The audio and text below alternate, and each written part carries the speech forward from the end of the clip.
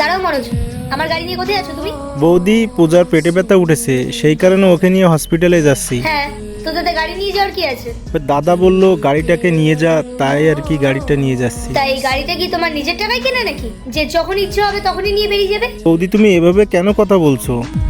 আজকে বললো দাদা কোথাও যাবে না, আর তার মধ্যে পূজার অনেক পেটে ব্যথা উঠেছে, সেই কারণে দাদা থেকে গাড়িটা চাইলাম, ওকে হসপিটাল নিয়ে যাবো। তাই কেন গো, তোমার বাইকে কি তেল নেই নাকি? নিজের বাইক নিয়ে যাও। তেল কেন থাকবে না বৌদি, আসলে বাইকে অনেক জার্কিং হয়, আর তার মধ্যেও রাস্তাটা অনেক খারাপ। তাই এই অবস্থায় যদি ওকে বাইকে নিয়ে যায় তাহলে ওর আরও অসুবিধা হবে, আর এর ভিতরে যদি ওকে গাড়িতে করে নিয়ে যায় তাহলে একটু কমফোর্টেবল করবে। আচ্ছা, এখন তোমাদের কমফর্ট জোনের রেসপন্সিবিলিটিও আমাদের নিতে হবে। একেতেই তো ফ্রিতে আমাদের সাথে থাকো, তোমাদের সব খরচা তোমার দাদা চালায়। এতদিন আমি তোমাদের দুজনকে কিচ্ছু বলিনি, কারণ তোমরা যা খরচা করতে সব নিজের দাদার টাকায় করতে। কিন্তু এই গাড়িটা আমার, এটা আমার বাবা আমাকে দিয়েছে। তাহলে তোমাদের সাহস কি করে হলো আমার গাড়িতে হাত দেওয়া, তাও আবার আমাকে না জিজ্ঞেস করে তোমরা আমার গাড়ি নিয়ে বেরিয়ে যাচ্ছিলে? বৌদি, আমরা তো শুধু হসপিটালেই যাব, তার জন্য তুমি এত রাগারাগি করছো কেন? পূজা, তুমি চুপ করো, আমি বৌদিকে বুঝিয়ে বলছি।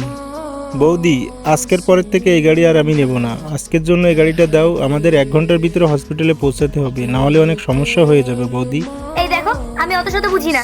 এতই যদি হসপিটাল যাওয়ার হয় তাহলে হয় নিজের বউকে ক্যাবে করে নিয়ে যাও, আর নাহলে নিজের ওই বাইকে করে নিয়ে যাও।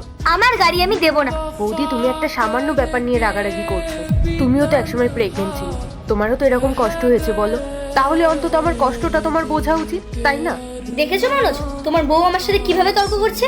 আমি এই জন্যই আমার গাড়িটা দিতে চাইছিলাম না। তোমার বই নাকি পেইন হচ্ছে, কই তর্ক করার সময় কোনো ব্যথা হচ্ছে না? আর এরপর কি হয় সেটা দেখার আগে আজকে আমি দেখবো আপনারা কে কোন ধর্মের হয়ে এই ভিডিওটি দেখছেন। ভিডিওটি যদি ভালো লেগে থাকে অবশ্যই ভিডিওটি লাইক করে চ্যানেলটি সাবস্ক্রাইব করবেন, আর আপনি কোন ধর্মের সেটা অবশ্যই কমেন্ট বক্সে লিখে যাবেন। প্লিজ তোমরা এবার একটু শান্ত হও, ঝামেলা করো না। পূজার হয়ে আমি তোমার কাছে ক্ষমা চাচ্ছি বৌদি।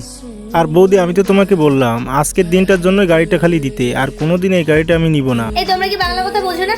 আমি তো বললাম আমি আমার গাড়ি দেবো না। তুমি জানো মনোজ, এই গাড়িতে যদি সামান্য কিছু হয় না, তার জন্য অনেক টাকা খরচা পড়ে যায়। তোমার তো এই গাড়ির পেট্রোল ভরানোর ক্ষমতা নেই, এসছে আমার গাড়ি নিয়ে যেতে। আর এরপর কি হয় সেটা দেখতে চাইলে অবশ্যই কমেন্টে পার্ট 2 লিখে যাবে।